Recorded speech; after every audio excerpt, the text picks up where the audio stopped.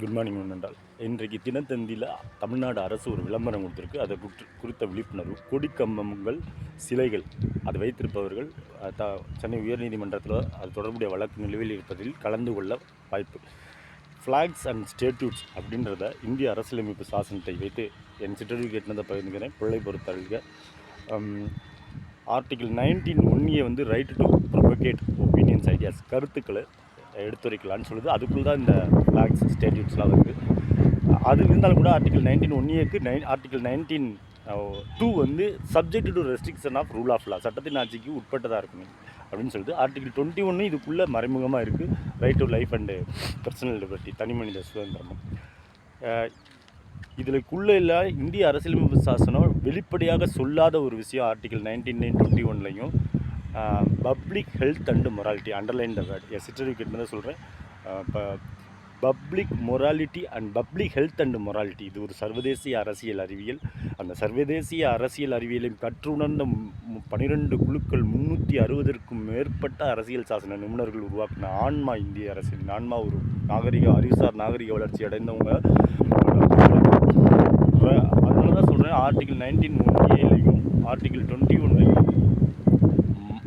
மதம் குறித்த அல்லது இந்த கட்சி குறித்த ப்ரொபகண்டா ஆஃப் தேர் ஐடியாஸ் அப்படின்றத பற்றி நேரடியாக சொல்லலைன்றதுனால உச்சநீதிமன்றம் இந்தியாவில் எபெக்ஸ் கோர்ட் பல நீதிமன்ற தீர்ப்புகளை கொடுத்துருக்கு. அதில் ஆர்டிகிள் 91A பிரகாரம் right to express there opinion, express கருத்து சுதந்திரம், இனம், மதம், ஜாதி எது சொந்தமானாலும் இருக்கலாம். ஆனால் அது subject to rule of law, அவர் கிளன்னாம்பியர் அவங்களோட கான்ஸ்டியூஷனுக்கு உட்பட்டதாக இருக்கும். ஏன் அந்த சப்ஜெக்ட் டூன்றதை சொல்கிறோம்னா, அங்கே தான் public morality, public health and public morality, பொதுமக்களோட உயிருக்கும் உடைமைக்கும் ஆரோக்கியத்திற்கும் பாதுகாப்பு அதை தரணும்.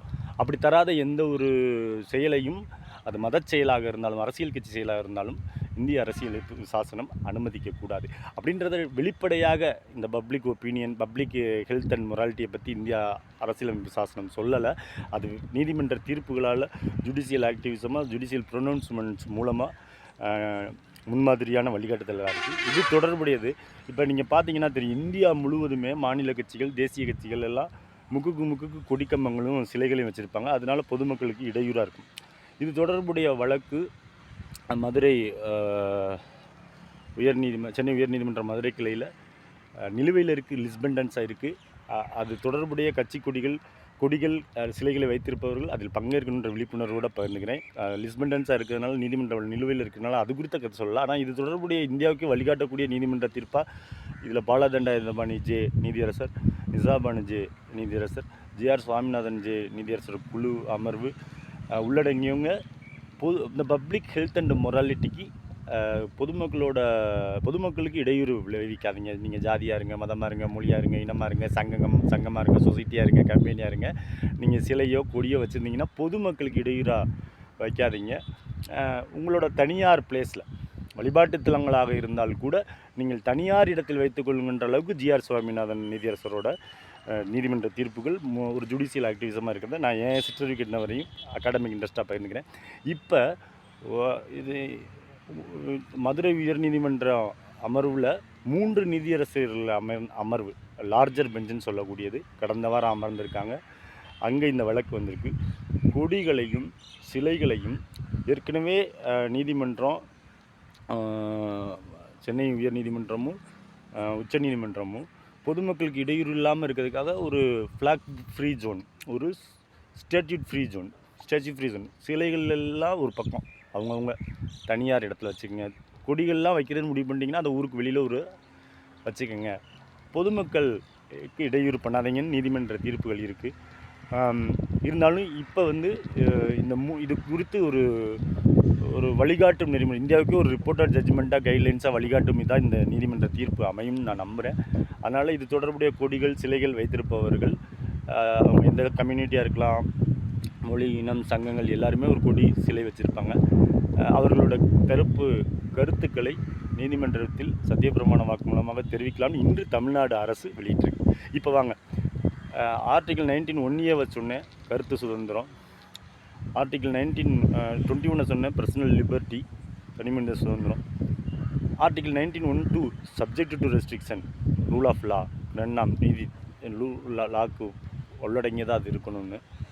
ஆனால் எல்லண்டோ சட்டம் ஒழுங்கு பாதுகாப்பை அல்லது இந்த பப்ளிக் ஹெல்த் அண்ட் மொராலிட்டி,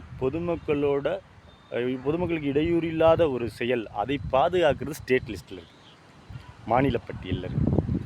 அதனால இப்போ மாநில அரசு, தமிழ்நாடு அரசு நீதிமன்ற வழிகாட்டுதலின் பேரில் அரசு இதில் இன்றைக்கு தினத்தந்தி பேப்பரை நீங்கள் பாருங்கள். அந்த அரசு வெளியிதில் நான் முடிந்தால் அந்த லிங்கில் கொடுக்குறேன். சம்மந்தப்பட்டவர்கள் சர்வதேசிய அளவுலையும் அரசியல் அறிவியல் ஒரு பரிணாம வளர்ச்சி அடைந்த, அறிவுசார் பரிணாம வளர்ச்சி அடைந்த, நாகரிக வளர்ச்சி அடைந்த, அறிவியல் மூலமாக பரிணாம வளர்ச்சி அடைஞ்சிக்கிட்டே இருக்குது. இது ஒரு சர்வதேசிய அரசியல், இது ஒரு சர்வதேசிய ஒரு ஆய்வுக்குரியது. மக்களை அப்படி தான் நம்ம வழி நடத்தணும்.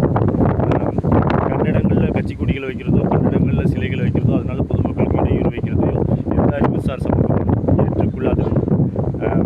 அதற்குன்னு ஒரு தனியாக ஒரு பிரத்யேகமான தனியார் இடத்துல வச்சுக்கோங்க அப்படின்னு சொல்கிற அளவுக்கு ஏற்கனவே அது ஒரு பொதுமக்கள் கருத்து இருக்குது. நீதிமன்றம் வழக்கு லிஸ்பனன்ஸ் நிலுவையில் இருக்கிறதுனால அது குறித்து உள்ள போல் அந்த கொடிகளையும் சிலைகளையும் வைத்திருப்பவர்கள் இப்போ நீதிமன்ற நிலுவையில் இருக்கிறதுல அந்த வழக்கில் தாங்கள் பங்கெடுத்துக்கணும். ரீசனபிள் ஆப்பர்ச்சுனிட்டி தங்களுக்கு கொடுக்கப்பட்டிருக்க கருத்துக்களை போய் பகிர்ந்துக்கலாம்.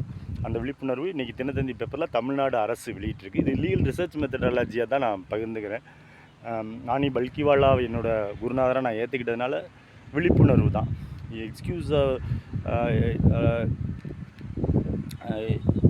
ஒரு சட்டம் தெரியாது அப்படின்றது எக்ஸ்கியூஸ் பண்ண முடியாது. அதனால் விழிப்புணர்வாக பகிர்ந்துக்கிறேன். ஏன் இந்த மாநில பட்டியல் சொல்லுங்கள், அதை தான் சொல்லுங்கள், பப்ளிக் ஹெல்த் அண்ட் பப்ளிக். இந்த இடத்துல ஒரு இன்ட்ரெஸ்டிங்கான கதையை சொல்லிடுறேன். நான் 2005 to 2008 மதுரை அரசு சட்டக்கல்லூரியில் படிக்கும்போது இந்த கிறிஸ்டல் கிளியராக இல்லாத கான்ஸ்டியூஷன், அரசியலமைப்பு சாசனம் முகப்புரை மேலே எனக்கு சந்தேகம் வரப்பெல்லாம் என்னுடைய சட்ட ஆசான் என்னை சட்டக்கல்லூரிக்கு பயிற்சி வகுப்புகள்லாம் எங்களை ஒரு 10,000 பேருக்கு நடத்தின இளங்கோவன்கிட்ட போய் கேட்டிருக்கேன். அவங்கக்கிட்ட கேட்டேன், ஆர்டிகிள் 19(1)(a) பிரகாரம் நான் வந்து எனக்கு பிடித்த மதத்தை அல்லது கோயிலுக்கு போய் நான் வழிபாடு செய்கிறது அடிப்படை உரிமை தானே, நீங்கள் ஏன் தமிழ்நாடு அரசு அதுக்குள்ளே தலையிடுறீங்க, மத்திய அரசு அதில் தலையிடுறீங்கன்னு கேட்டேன். அவர் அப்போ ஆசான் எனக்கு. அப்போ அவர் குருநாதர், தொழில் ரீதியாக அவர் சொலிசிட்டர் ஜெனரல் ஆஃபீஸ், மத்திய அரசு ஆஃபீஸில் இருந்தார். உடனே அவர் சொன்னார், சரி ஆர்டிகிள் 91(a) பிரகாரம் நீ வந்து வழிபாட்டு தலங்களுக்கு போய் கும்பிடுறது என் உரிமை தானே, அதில் ஏன் மத்திய அரசும் மாநில அரசு தலையிடுறீங்கன்னு கேட்குறீங்கள. அந்த 19(1)(a) பிரகாரம் கேட்குறேன். 19(2)(a) சப்ஜெக்ட் டு ரெஸ்ட்ரிக்ஷன்ஸ், அது வந்து சில கண்டிஷனுக்கு உட்படுது, நிபந்தனைகளுக்கு உட்பட்டது ஏன்னு தானே கேட்குறேன். அப்போனா நீ வழிபடக்கூடிய சர்ச்சிலேயோ மசூதியிலேயோ கோவில்லையோ நீ சார்ந்திருக்க அரசியல் கட்சியிலோ மேன்ஸ்லாஃபரிங், நரபலி கொடுத்தால் அதை ஏற்றுக்கொள்வாயா, அது இந்திய அரசியலமைப்பு சாசனம் ஏற்றுக்கொள்மான்னு கேட்டாங்க.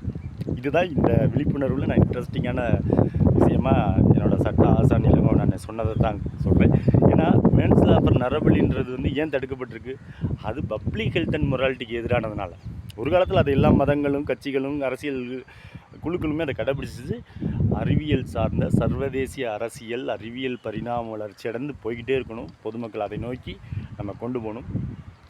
இந்த அளவில் ஃப்ளாக்ஸ் அண்ட் ஸ்டேட்யூட்ஸ், கட்சிகள், சிலைகள், கொடிகள், இதெல்லாம் அவங்களுக்குன்னு ஒரு தனியார் இடத்துல அல்லது அரசு அதுக்குன்னு ஒரு தனி இடத்த ஒதுக்கி அங்கே ஃப்ளாக்ஸ் ஜோன், கொடிக்கம்பங்கள் பகுதி, சிலைகள் பகுதி அப்படின்னு ஒதுக்கும்போது பொதுமக்களுக்கு இடையூறு இருக்காது அப்படின்றது இந்த விழிப்புணர்வு பதிவில் என் சிற்றறிக்கிட்ட பகிர்ந்துக்கிறேன்.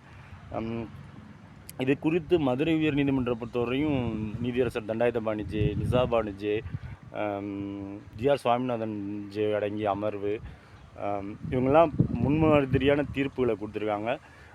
இவங்க தீர்ப்புகளில் ஒருபோதும் இந்த சிலைகளும் கொடிக்கம்பங்களும் வந்து பொதுமக்களுக்கு இடையூறாக இருக்கிறதுக்கு அவங்க அனுமதிப்பதில்லை. இந்த தடவை ஏன் இந்த வழக்கு இப்போ 3 நீதியரசர்கள் அடங்கிய மதுரை உயர் நீதிமன்ற கிளைக்கு வந்திருக்குன்னா, ப்ரப்போஸ்டு பார்ட்டியாக சம்மந்தப்பட்ட ஒரு நபருக்கு தெரியாமல் ஒரு தீர்ப்பு அவங்கள கொடுக்கக்கூடாது, அது அவர்களை கட்டுப்படுத்தாதுன்ற அடிப்படையில் அரசியல் கட்சிகள் உள்ளே வந்து மேல்முறையீடு செஞ்சுருக்காங்க. ரிட் அப்பீல் வந்திருக்கு. அது குறித்ததை நான் முடிந்தால் என்னோடய லிங்க்கில் தெரிவிச்சுக்கிறேன். என் சிற்றறிக்கிட்டதை பகிர்ந்துக்கிறேன். லீகல் ரிசர்ச் மெத்தடாலஜி அகாடமிக் இன்ட்ரெஸ்ட்டாக பிழை பொறுத்த feel is that's help go at and rule your own arena. Thank you.